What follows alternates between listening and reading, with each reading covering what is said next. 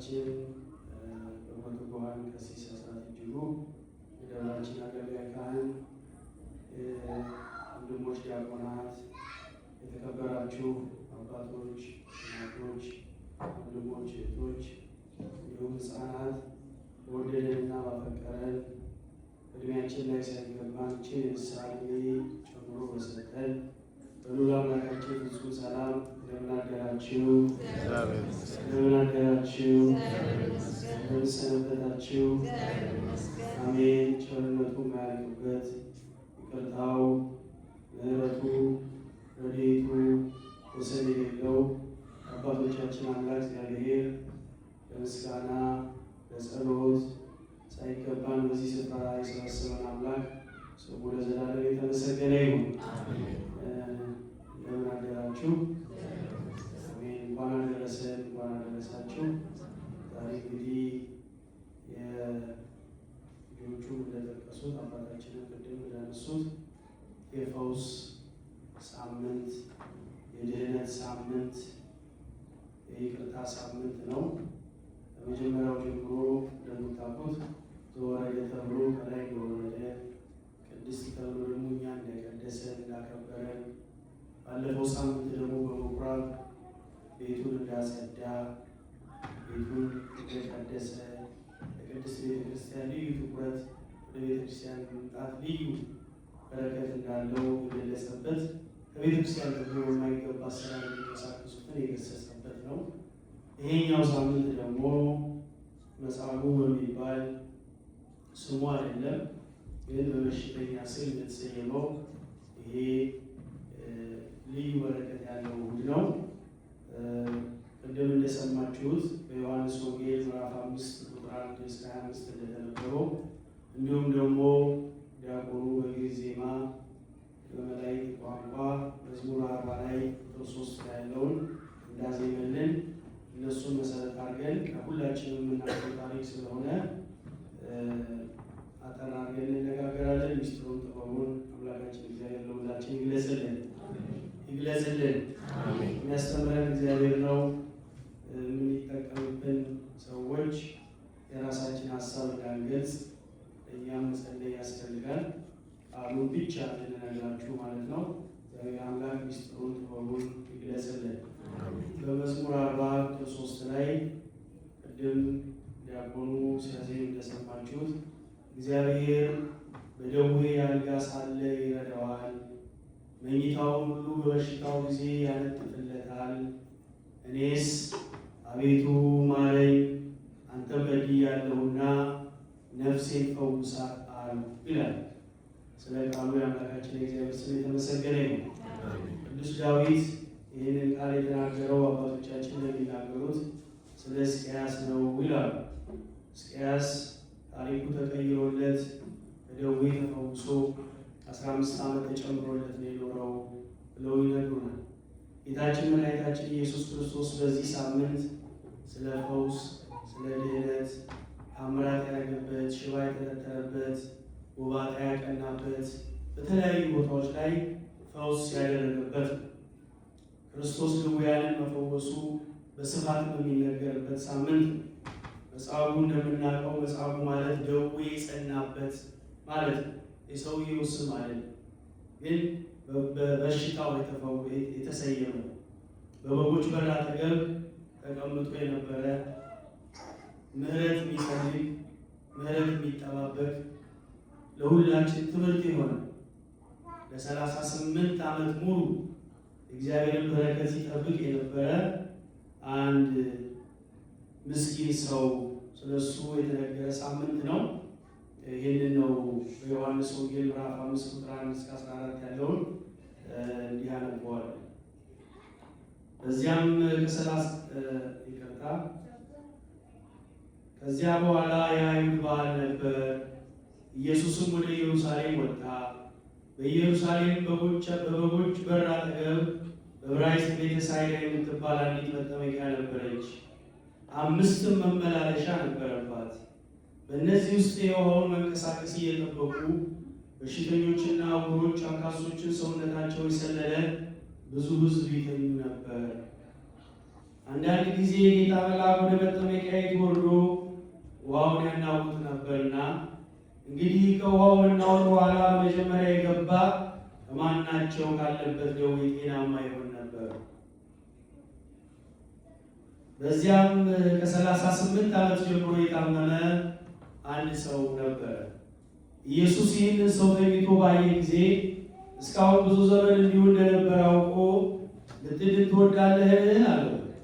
ሰውየውም ጌታ ሆይ ውሃው በተናወጠ ጊዜ በመጠመቂያይቱ ውስጥ የሚያኖረኝ ሰው የለኝም፣ ነገር ግን እኔ ስመጣ ሳለው ሌላው ቀድሞ ይወርዳል ብሎ መለሰለት። ኢየሱስ ተነሳና አልጋህን ተሸክመህ ሂድ አለው። ወዲያውም ሰውየው ዳነ፣ አልጋውን ተሸክሞ ሄደ። ያም ቀን ሰንበት ነበር። ስለዚህ አይሁድ የተፈወሰውን ሰው ሰንበት ነው፣ አልጋህን ልትሸከም አልተፈቀደልህም አሉት። እርሱ ግን ያዳነኝ ያ ሰው አልጋህን ተሸክመህ ሂድ አለኝ ብሎ መለሰላቸው። ስለ ቃሉ የአምላካችን የእግዚአብሔር ስም የተመሰገነ ይሁን። እንግዲህ እንደሰማችሁት ቃሉ በራሱ ገላጭ ነው። በርካታ ምስጢራት አሉት። አባቶቻችን አመስጥረው በደንብ አድርገው ይነግሩናል፣ ያስተምሩናል።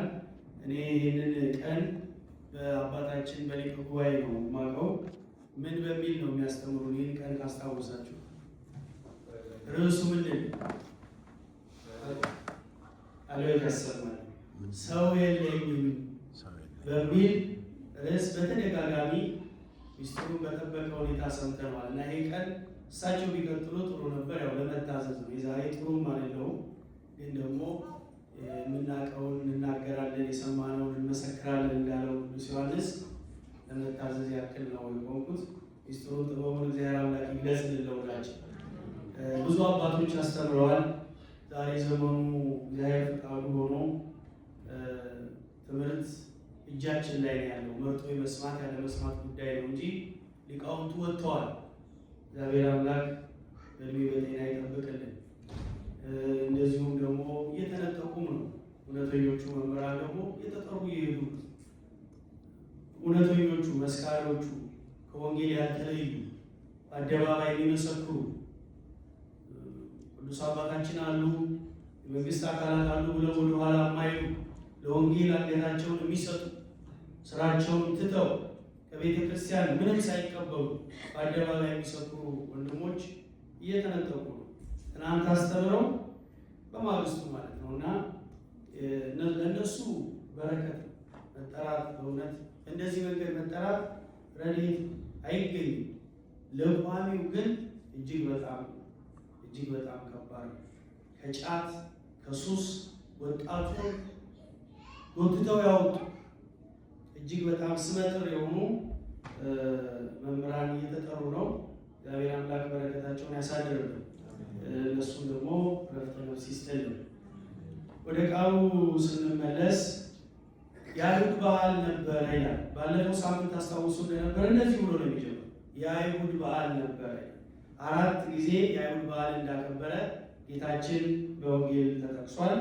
የመጀመሪያው ሳምንት ዕለት የነበረው እሱም ሲጀምር የአይሁድ ፋሲካ ቀርቦ ነበር ይላል በዮሐንስ ወንጌል ምዕራፍ 2 ቁጥር 13 ላይ ኢየሱስም ወደ ኢየሩሳሌም ወጣ ብሎ ነው። ከዛ ጅራፍ ይዞ እየገረፈ ያባላል።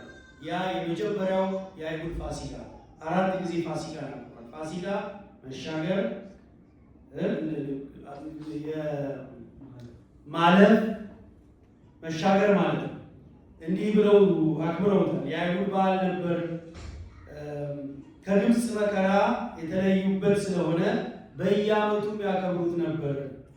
ኢየሱስም ሕግ ጠባይና ሕግ መምሰል ጠብቆ የሚኖር በመሆኑ ሕሙማነ ሥጋን በታምራት ሕሙማነ ነፍስን በትምህርት እየፈወሰ ያሳያቸው ነበር። ያ በፍጹም ይጨበጥ አይደለም ያሉት ጌታ በመካከላቸው እየተገኘ ይፈውሳቸው ነበር። ሕሙማነ ሥጋን ማለት ደዌ የያዛቸው ሽባውን እየተረተረ በታምራት ማለት የፈለገውን አንተ ተነስና ተመላለስ እያለ እንዳያችሁት ደግሞ 38 ዓመት ካልጋው ተጣብቆ የነበረው ደግሞ ተነስና አልጋ ተሸክመ ይሰ ምን አይነት ታምር ነው!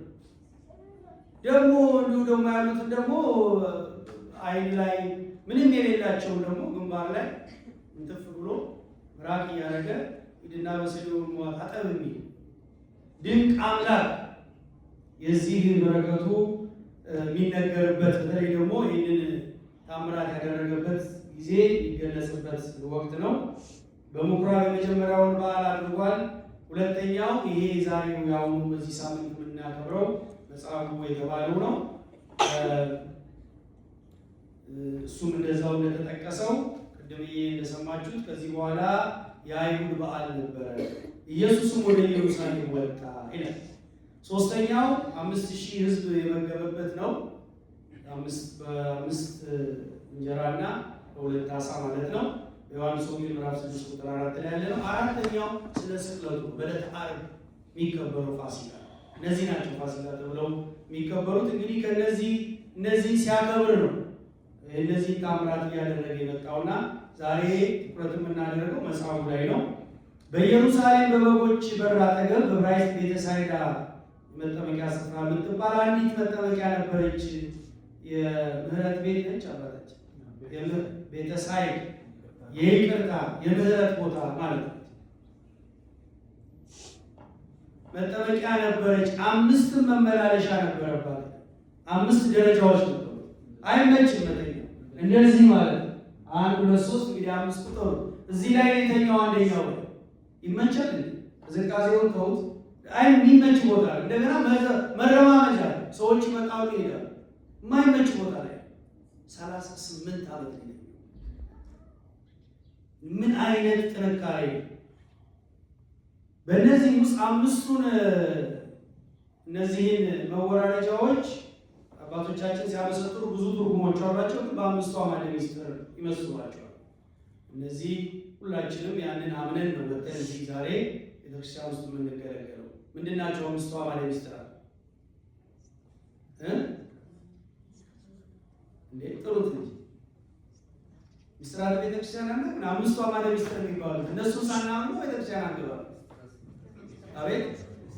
ምስጢረ ሥላሴ፣ ምስጢረ ሥጋዌ፣ ምስጢረ ጥምቀት፣ ምስጢረ ቁርባንና ምስጢረ ትንሣኤ ይመጣል። ቃሉ ያሰማል። እንደዚህ ነው። ምስጢሩን ይዘን ካልሆነ ለሚጠይቁን የተዘጋጃችሁ ነው እና በተለይ ደግሞ ዛሬ ጥያቄ በዛበት ለምንድን ነው የምትሳለሙ? መመስከር ያስፈልጋል። በእነዚህ ውስጥ የውሃውን መንቀሳቀስ እየጠበቁ በሽተኞችን፣ ዕውሮችና አንካሶች ሰውነታቸው የሰለለ ብዙ ሕዝብ ይተኙ ነበር። ብቻውን አይደለም፣ መጽሐፉ ብቻውን አይደለም፣ ብዙ ሕዝብ ነው የሚተኛው። ምን ምሕረት ፍለጋ አንካሶች አሉ፣ ዓይነ ስውራን አሉ፣ ብዙዎች ናቸው። የዚህ ለየት የሚያደርገው ለ38 ዓመት የአቦ ጸበል፣ የሚካኤል፣ የጊዮርጊስ ሳይል እዛ ቦታ ላይ ያችን ጸበል ምክንያት አድርጎ በተኛቱ።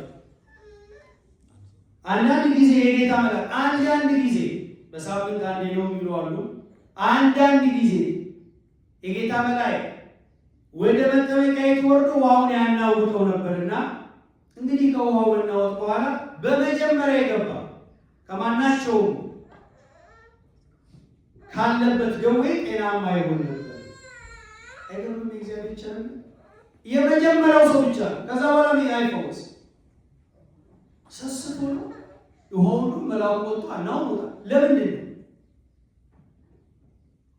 በብሉይ ኪዳን አባቶቻችን ሲያስተምሩ በብሉይ ኪዳን አዲስ ኪዳን ስላልነበረ ፍጹም መዳን ስለሌለ አንድ ብቻ የሚያደርገው ተስፋ ቆርጠው እንዳይጠፉ መዳን እንዳለ ለማሳየት፣ ፍጹም ድነት ግን ስላልተደረገ ጌታ ሲሰቀል ስለሆነ ይሄ ድነት የሚመጣው ደግሞ ፍጹም አለመሆኑን ለማለት ነው። አንድ ሰው ብቻ ነው የሚለው። ለዚህ ነው ያሱ 38 ዓመት እኛ ዛሬ አይደለም 38 ዓመት በጣም ቆረጭ ነው። የሚገርማችሁ ጌታ ኢየሱስ ይሄንን ሊያደርግ ሲመጣ ስንት ዓመቱ ነው? 33 ዓመት። መጽሐፉ ጌታ ከመወለዱ በፊት ታሟል፣ እዛ ተኝቶ እየጠበቀ ነው ማለት ነው። ስንቶቻችንን በህመማችን እግዚአብሔርን የምንጠብቀው? ድነት በአንዱ እንኳ መድኃኒቱ እንኳን ተስፋ ማለት እግዚአብሔር የሰጠን ከእግዚአብሔር በታች የሆኑ ሚስጥሩን የገለጸላቸው እውቀቱን ያበራላቸው ባለመድኃኒትን አክብረው የሚለው እግዚአብሔር ሐኪሞቹን ሰጥቶ ምን ተጠቀሙባቸዋል? አንደኛ የእነሱን ስም ባለመስማት የሚሉትን ባለመታዘዝ እዚህ ጋር እንትና አርሴማ አለች ጊዮርጊስ አንዱ ጋር እንኳን ሰላም ሳይኖር አንዱ ጋር እንኳን በአግባቡ ሳይጠበቅ እዛም እዚህ በማለት አንዱን የጅባት ነው። ይሄ መጨረሻ ላይ ሊሆኑ ደግሞ እንዳያችሁ እንዲህ ይላል። አንድ ሰው የገባው ከማናቸውም ደዌ ጤናማ ይሆን ነበር እና ሰስቶ አይደለም ጌታችን ይሄን ያደረገው። ከዚያም ከ38 ዓመት ጀምሮ የታመመ አንድ ሰው ነበረ። ኢየሱስ ይህን ሰው ተኝቶ ባየ ጊዜ እስካሁን ብዙ ዘመን እንዲሁ እንደነበረ አውቆ ልጅ ትወዳለህ አለ። ምን አይነት ጥያቄ! አልጋው ላይ ተጣብቆ ተኝቷል፣ አይንቀሳቀስም፣ ያውቀዋል። ለምንድን ነው የጠየቀው?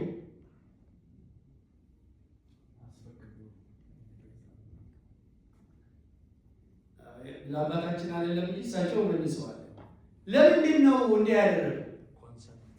አቤት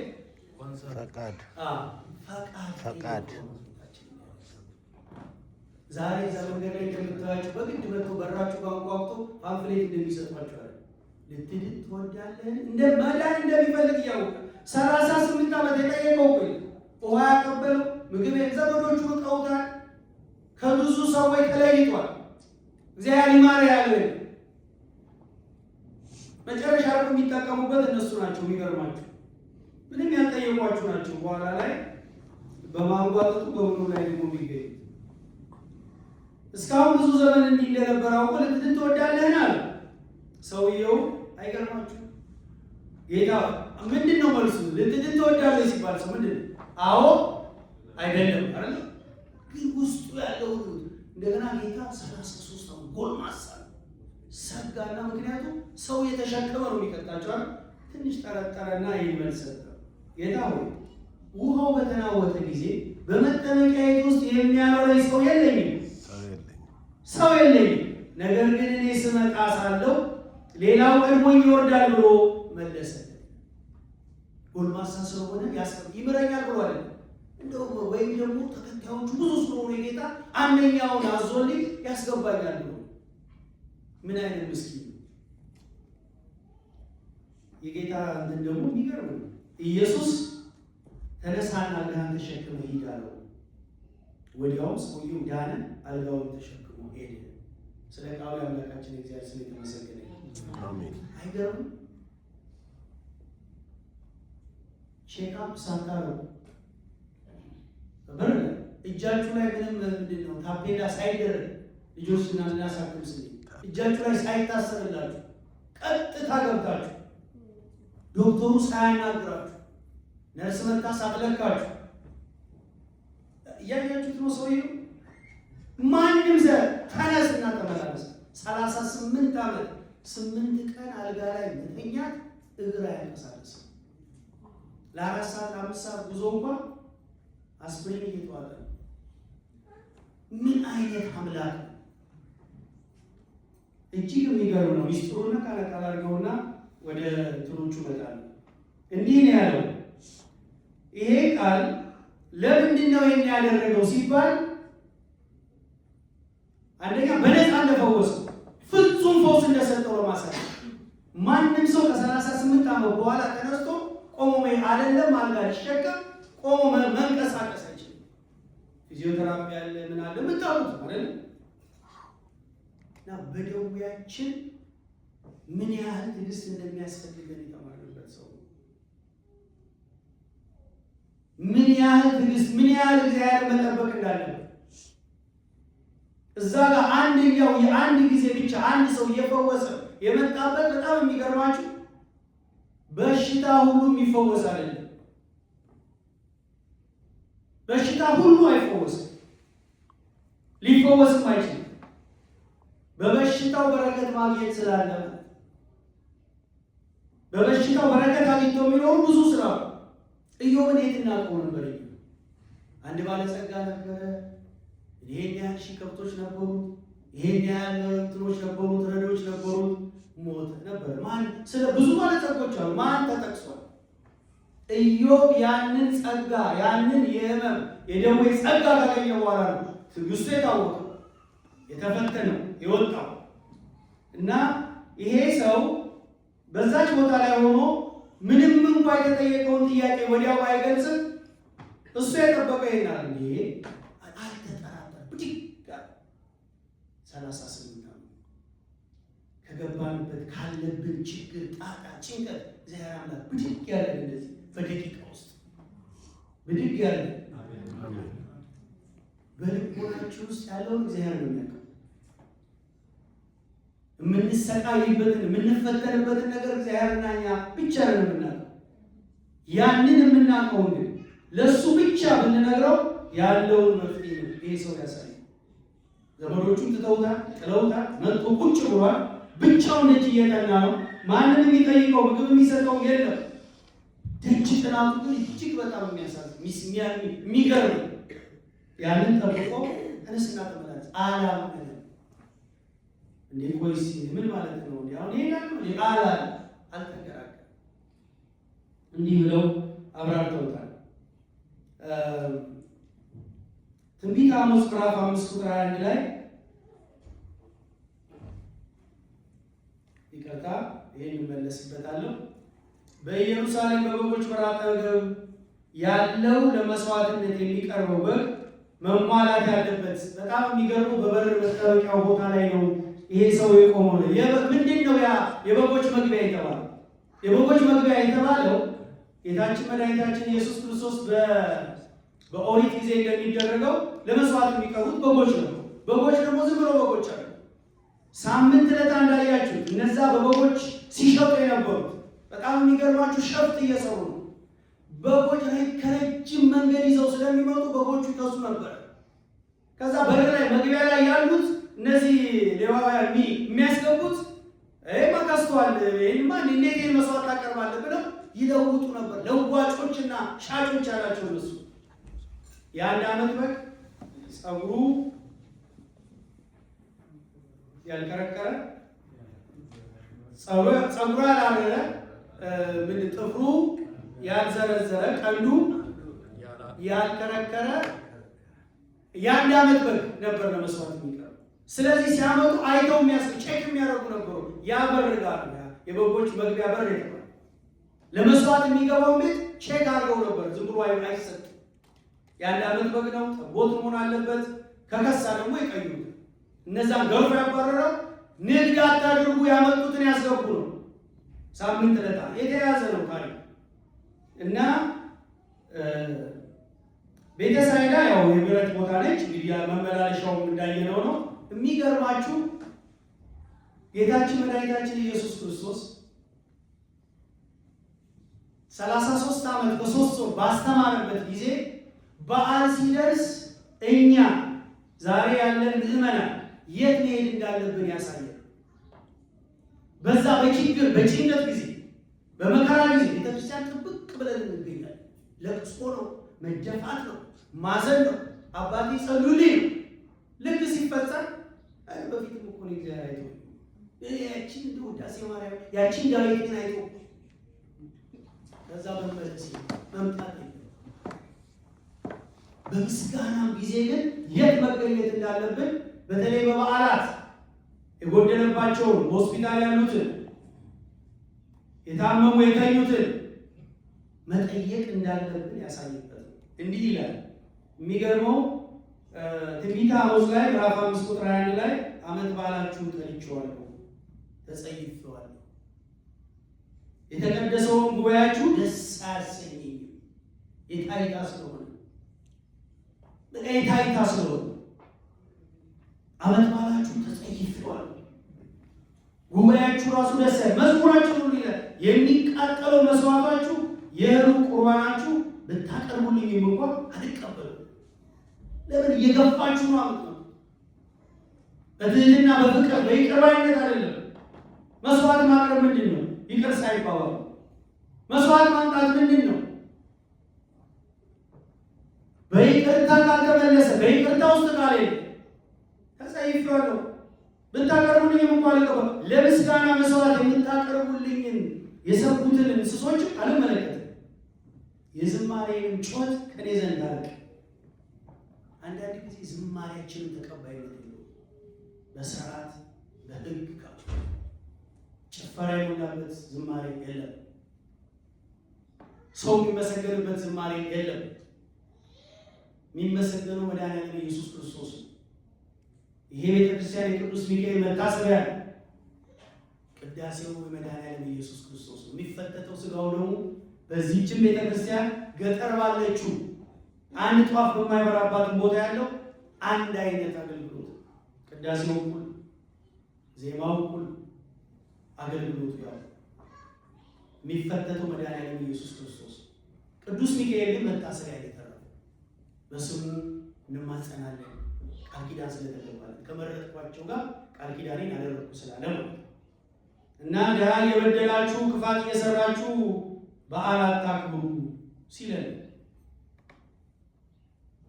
እንዲህም በሚል ይሄ የሚወርደው መልአክ ደግሞ ሲያነሱ አባቶቻችን ለሁለት ነገር ነው የሚወርደው መልአኩ።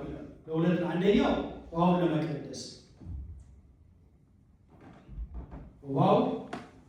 ውሃውን ባርኮ ቀድሶ ያው እንደዚህ ሲጠመቁ በረከት እንዲያስገኝ፣ ሁለተኛው ጸሎታቸውንም ለመስማት ለማሳረግ።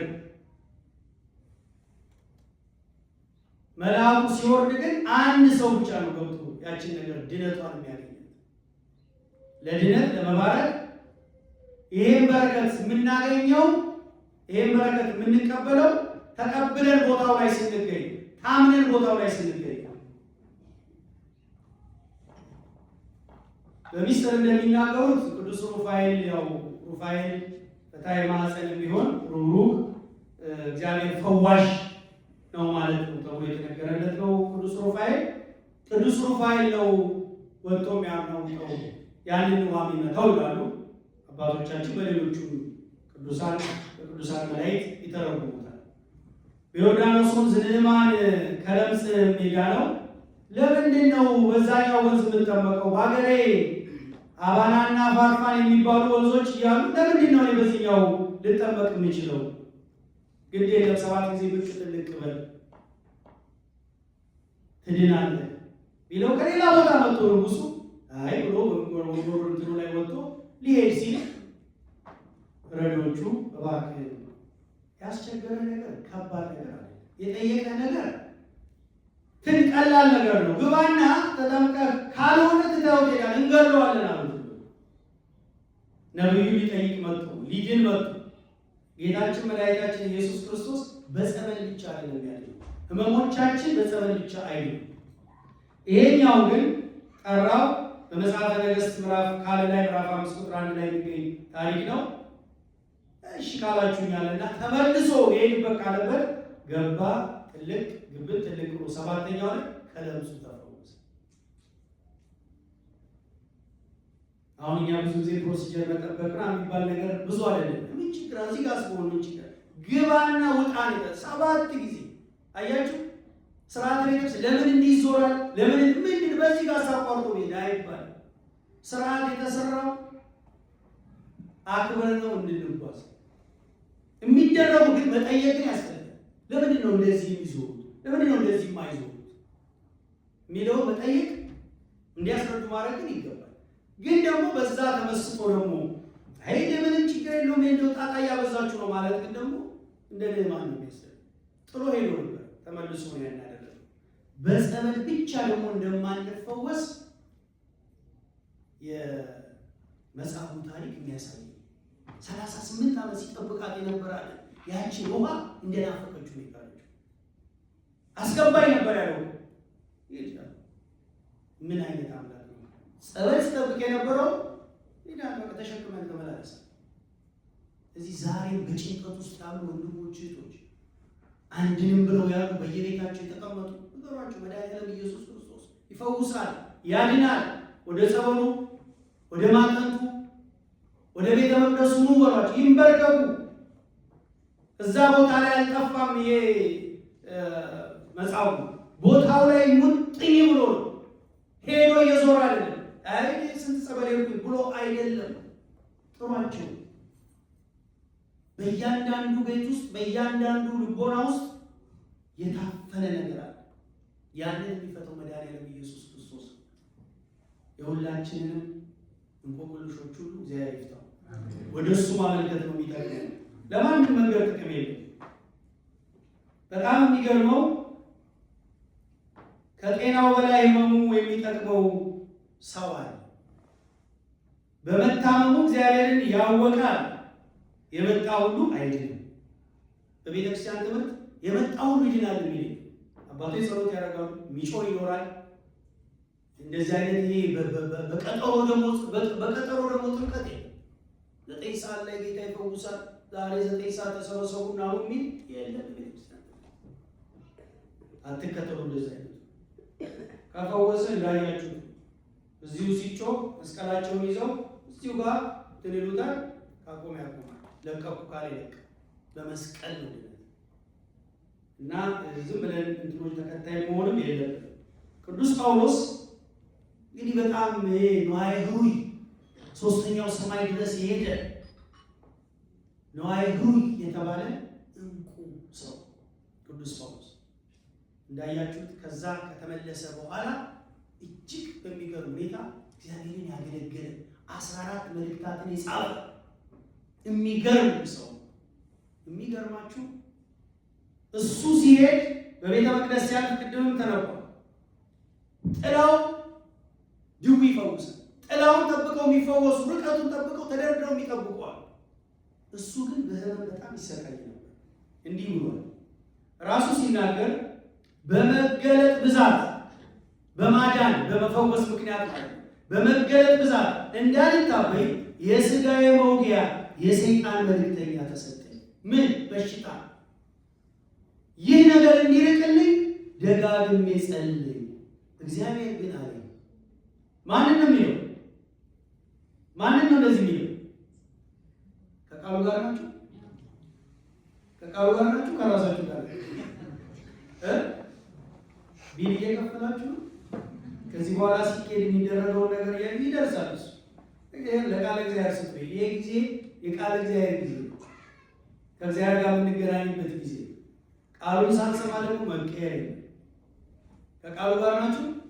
እግዚአብሔር ከሁላችን ጋር ነው። ቅዱስ ጳውሎስ ነው እንደዚህ የሚለው ደጋግሜ ጸለይኩ፣ እግዚአብሔር ግን አለኝ ኃይሌ በድካምህ ይገለጻል አለኝ፣ ጸጋዬ ይበቃሃል አለኝ፣ ስለዚህ ተውኩት። ቅዱስ ጳውሎስ የውድቀት አለበት፣ ውጋት አለበት። ይሄን ይዞ ነው የሚንቀሳቀስ። ስለዚህ ሁሉ በሽታ አይፈወስም። ጸጋዬ ይበቃሃል፣ በጸጋዬ ይኖራል። ኢዮብም የመጣለት በሽታ የዋጋ በሽታ ነው። ባይታመም ማንም አያውቅም፣ ሁሉም ይፈወሳል የሚል ትምህርት በቤተክርስቲያን የለም። መጽሐፉ 38 ዓመት በአልጋ ላይ ተጣብቆ የኖረ በሽተኛ። በሚገርማችሁ ሁኔታ የመጽሐፉ ሰው የሚታመመው በኃጢአት ብቻ ሚል በኃጢአትም ታመመ ሚል የመጽሐፉን ተጠቅሶ ነበር። በምን ምክንያት ነው የመጽሐፉ? በኃጢአት ምክንያት። ለምን ደግመህ ኃጢአት አትስራ ከዚህ የከፋ እንዳያገኛሉ። 38 ዓመት ከመታመም በላይ ምንድን ነው ደግሞ ሌላ የከፋ ነገር አለ ማለት ነው። አይገርማችሁም? የጌታ ኢየሱስ ክርስቶስ መልእክት ዛሬ ታመን ሄዳን፣ ታመን የጠፋን፣ ከዳን በኋላ የሸሸን፣ መመስከር ሲገባ ቤቱ ማገልገል ሲገባ ምክንያት እየደረደረ ከሰው ጋር ተጋጭቼ ነው ከሌላ ኩፋይ ነው ከሌላ ኩፍ ነው እየሸሸን፣ ይሄ ትልቅ መልእክት ነው። በቤቱ መጣበቅ እንደሚያስፈልግ መሸሽ እንደማያስፈልግ በኃጢአት እንደመጣበት ዳግም እንዳያገኝ ለምን በኋላ ላይ መጨረሻው አያምንም እሱ። የሚገርማችሁ 38 ዓመት ተነስተ ሂድ ሲለው ያዳነኝን አላቆም ያለው መጨረሻ ላይ። እንዴት ከዛ መዓት ያወጣው ሰው ዛሬ ብዙ የረሳናቸው ሰዎች አሉ። ለህይወታችን መቀየር ለእኛ እዚህ መድረስ ታሪክ የሰው ማንም ሰው በራሱ እዚህ የደረሰ ማንም ሰው እያንዳንዱ ሰው ታግዞ በቤተሰቡ በሌላ ሰው በተለያየ ደብዳቤ ተጽፎለት በተለይ ወደዚህ ሀገር ሲመጣ ማማን ያልታገዘ ማለት ነው። መጀመሪያ መንገዱ ሲረጥ ግን ያን ሁሉ ረስተው ማስታወስ ያስፈልጋል። የዚህ የመጽሐፉ ትልቁ እንትን ይሄን ፓርት ነው። እኛ በየትኛው መንገድ እግዚአብሔርን የምናመሰግነው ስለተደረገልን ነገር ብቻ አይደለም፣ ስላልተደረገልን ጭምር። ስለዚህ እነዛ ውለታቸውን የረሳናቸውን ሰዎች፣ ብዙ አስተዋጽኦ አድርገው የራቅናቸውን ሰዎች፣ በሕይወታችን ላይ ብዙ ነገር ያደረጉትን ሰዎች ልናስታውስ ይገባል። መርሳት አያስፈልግም። ከዛ ነው የሚጀምረው እና ስናጠቃልለው እግዚአብሔር በጸበልም ያለ በጸበልም ያለ ጸበልም እንደሚፈውስ፣ እውር ሆኖ የተወለደውን ሰው ጭቃ ለውሶ ዓይን ሰራለትና በሰሊሆም ወንዝ ተጠመቀ ታጠበና ወንዝ ሳባትም ሲልከው ጸበል ሲጠብቅ የነበረው ደግሞ ተነስና ተመላለሰ። እግዚአብሔር ቸርነቱ ልዩ። ቅዱስ ባስልዮስ አዳምና ሔዋን ከበደሉ በኋላ የቁርበት ልብስ አለበሳቸው። ይሄ ማለት ሕክምና አሁን እኛ የምንወስደው መድኃኒት ብዙዎቻችን የተምታቱ ነገሮች አሉ። እንደው ጥቅም እንደሌለው በተለያየ መንገድ እንደተበስ ነው የምናደርገው። ሕክምና በትክክል ከቤተ ክርስቲያን ጸበል ጋር አብሮ እንደሚሄድ አባቶች ደጋግመው አስተምረዋል። ከሕክምና አትውጡ። ሕክምና ትተው መልሰው በርካታ ሀገር ውስጥ የገቡ ብዙ ሰዎች አሉ። ሁሉም ይታመናል። በአግባቡ ሄዳችሁ ታክማችሁ የሚሰጣችሁ ይዛችሁ ስጋው ደግሞ ንስሐ ገብታችሁ ስጋው ደግሞ ተቀበሉ ያለ መፍትሄ። መድኃኒት ትቶ ግን ስጋው ደግሞ ተቀበል የሚል ትምህርት የለም። ትችላላችሁ፣ ግን እግዚአብሔር በኋላ ላይ መዘባበቻና ደግሞ መጠቋቋሚያ ማድረግ አይገባም እና እግዚአብሔር በጥቂቱም በብዛቱም እንደሚያድን በጥቂቱና በእምነት ብዛት ከፈወሳቸው መካከል ብዙ ልጠመቅ የሚሉ እንዳሉ፣ ጥቂት ደግሞ ተጠምቄ ድናለሁ 3 ቀን 2 ቀን 7 አይ የለም እኔ 14 ቀን እንደዚህ ደግሞ እንደ ማነው እንደ መጽሐፉ ደግሞ 30 ረጅም ጊዜ የሚቀመጡ እግዚአብሔር በትዕግስት እንድንጠብቀው ይፈልጋል። ስለዚህ ይሄ የሳምንት ሁላችንም ወደ እግዚአብሔር ቀርበን ከእግዚአብሔር ጋር በቤቱ እየተመላለስ የምንጠብቅበት፣ በቤቱ ሆነን ይሄንን በረከት የምናይበት የምንጠብቅበት፣ የተሸከመችን ቤተክርስቲያንን እንድንሸከም፣ እናታችንን እንድንሸከም፣ አባታችንን እንድንሸከም፣ ለእድገታችን አስተዋጽኦ ያደረጉትን እንድንሸከም ይፈልጋል። ተሸክመ ተመላለስ። ተሸክሟት ይዞረው። ከዛ አይሁዶች በጣም በሚገርም ሁኔታ ያዳና አላሉት። ማን ነው ተሸክመ? የሚገርመው እነሱ የሚኮንኑበት የሚሰጡት በዛ ስለሆነ የሚኮንኑበትን ነገር ይጠብቁ ነበር እና ማን ነው አልጋን ተሸክመ? መክሰሻ ስለሆነ ማለት ያዳና አላሉት። ማዳኑን አይፈልጉም። አይገርማችሁ? ማዳኑን መመስከር አይፈልጉም። አይኖች ማዳኑን አይተዋልና ይገባል ክብርና ምስጋና ነው አይደለም። እነሱ ግን ያን አይፈልጉም። ማን ነው ያን ያደርጋል? ነገራቸው። ያዳነኝ ተሸክመ ሄዳለኝ እና ከመጽሐፉ ተቀልለዋለሁ ትምህርቴ። በሽተኞችን ስንጠይቅ እንዴት እንደሆነ በአግባቡ ተረጋግተን መሆን እንዳለበት፣ እንዲህ ቁስላቸውን መቆስቆስ እንደማይገባ፣ ልትድን ትወዳለህን እና ጥያቄው ቀስ ብሎ መሆን እንዳለበት፣ በትህትና እንደሚጠየቅ፣ ሰዎች በጭካኔ መቅረብ እንደሌለብን እና ይህ ጌታ ደጋግሞ ያስተማረን እንትኖች ናቸው። አልጋውን ተሸክሞ ደግሞ ሲሄድ እነሱ ያነሱበት ሂደት የተሸከሙንን መሸከም እንደሚገባን ብቻ ሳይሆን አልጋውን ተሸክሞ የሄደበትን መንገድ እያነሱ ያን ያዳነውን መድኃኒዓለም ኢየሱስ ክርስቶስን ከመቀበል ይልቅ ሊከሱት ሰንበት ነው አለ። የሰንበት ጌታ ነው ኢየሱስ ክርስቶስ። ሰንበት የተሰራው ጥሩ ነገር ልናደርግበት፣ በሽተኛ ልንጠይቅበት፣ በጎ ልናደርግበት፣ ተኝተን ልንውልበት አለ። በሰንበት አልተደረገም። ዛሬ በኢየሩሳሌም እንዲህ አይነት ነገሮች አሉ ይባላል እና መጽሐፉ ከዚህ ሳምንት ልንወስድ የሚገባው ጌታ ሆይ ከ38 ዓመት በኋላ ጌታ ሆይ ብሎ ሲጠራው 38 ዓመት ማንም ሰው ስለ ጌታ ኢየሱስ ክርስቶስ ነግሮት አያውቅም። ከ38 ዓመት በኋላ ከህመም በኋላ አይምሮው ጤነኛ ሆኖ እግዚአብሔር ጠብቆት ጌታ ሆይ የምንልበትን አንደበት ይስጠን። 38 ዓመት ደቆ የኖረው ተነስ ሲለው እንዴት ለምን አለ። ይሄም ማመን ለምን ዳን አይባል። በስጋው ደግሞ በንስሐ በጸበል ስንል ምንድነው ምክንያቱ? ሚራክል ኢየሱስ ክርስቶስ ይችላል። ሶስተኛው ኢየሱስ ማናችንንም እንደማይጸየፍ በዘሌዋውያን ምዕራፍ 16 ቁጥር 2 ላይ ነፍሴ አይጸየፋችሁም። ማናችንንም ጎሰቆል፣ ደከም፣ አጣን፣ ነጣን፣ ተማርን፣ አልተማርን ኢየሱስ ክርስቶስ የሚጸየፍ የሸሹት ፍቅሯቸው ኢየሱስ ክርስቶስ አዳኝ መድኃኒት የሁላችንም ገዢ ለሁላችንም እኮ ትዕግስት ከሱ እንማራለን። ውዳሴ ማርያም በመድገም ሃይማኖት በመስማት ሃይማኖት አበው በመማር እዚህ የሚሰጠውን ነገር በመከታተል ደጅ ልንጠና ይገባል ነው። ከአይሁድ ክፋት ምንም ልንወስድ አይገባም። በሰንበት አልጋን ተሸክመን ያለ ብለው ወደዛ የወሰዱበት ሂደት ያዳነ ቢሉ ኖሮ ከማዳኑ ብዙ ይጠቀሙ ነበር እነሱ።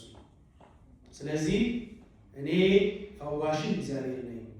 ዘፍጥረት ምዕራፍ 15 ቁጥር 16 ላይ እኔ ፈዋሽህ እግዚአብሔር ነኝ፣ ማዳን የእግዚአብሔር ነው ይላል። መዝሙረ ዳዊት ደግሞ በምዕራፍ 3 ቁጥር 8 ላይ እና እግዚአብሔር ለሚታገሱ ቸር ነው። እግዚአብሔር ለሚታገሱ ቸር ነው።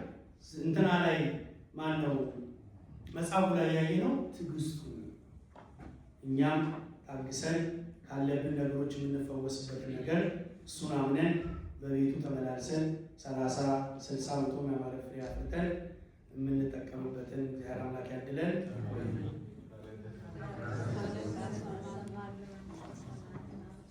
ቃል ያሰማልን፣ ቃል ያሰማልን። በሰማነው ቃል እግዚአብሔር ሁላችንም ይባርክ። እንግዲህ ያው ይህ መጽሐፉ በጣም ትዕግስተኛ መሆኑን ከሱ ትዕግስትን ልንማር ይገባል። ከዚህ ይህ መጽሐፉ በእውነት ትዕግስተኛ ሰው 38 ዓመት ሙሉ እዛች እድናለሁ ብሎ ተስፋ ይዞ እኛም ዛሬ የተለያየ ችግር ሲደርስብን ህመም ሲደርስብን ትዕግስት ያስፈልገናል። ተስፋ ሊኖረን ይገባል። አንድ ሰው የመጨረሻ የሚሞተው ተስፋ ሲቆርጥ ነው። ተስፋ ከቆረጠ አንድ ሰው ይሞታል እና ተስፋ ሳንቆርጥ ደጅ እየጠናን ጸና ጸናይቶ ወደ እግዚአብሔር ሰማን ይወጣ ማይቀር እግዚአብሔር ደጅ እየጠናን እሱም ዘንበል አለልኝ አጆሮን ዘንበል አለልኝ ሰማኝ ይላልና ይሄም ሰው እዛች ዘመድ የለው ወገን የለው ሰው የለው። አስተውሉ፣ ሰው የለው። የሚያሳዝን ነገር መቼም ሰው ሲኖረን ነው ሊጠጋል። ዘመድ ቢሆን ወንድም ቢሆን አባት ቢሆን ጤነኛ ሲኖረን የሌለን ጉድፍን የሚያደርግላቸው ካለን ከሌለን ደግሞ ማንም ሰው ፊቱን አዞሮ ነው የሚሄደው። ምን ጓደኛ ወንድም ቢሆን ፊቱን የማያዞር ግን እግዚአብሔር ብቻ ነው። ፊቱን የማያዞር ሰውን የማይተው እግዚአብሔር ብቻ ነውና እግዚአብሔር ደጅ ጠንቶ እገባለሁ የሚል ተስፋ ስለነበረው ሌሎቹ ዘመዶች ወገኖች ጉልበት ያላቸው የተለማመዱ ይገቡ ነበር። እሱ ደጅ ጠንቶ የታማየለት አዘነ። ጥናት ደጅ ጥናት ነው፣ ጽናት ነው እና ከዚህ ሰው የምንማረው ትዕግስት ነው። ትዕግስት ሊኖር ባጣንም ጊዜ በታመምንም ጊዜ በተቸገርንም ጊዜ ልንጸና ያስፈልጋል። መጽናት ትዕግስት ሊኖረን ያስፈልገናልና ይሄ ታላቅ ሰው ዛሬ የሚያስተምረን የትዕግስት ባለቤት ሆኖ ነው የምናየው። ሌላው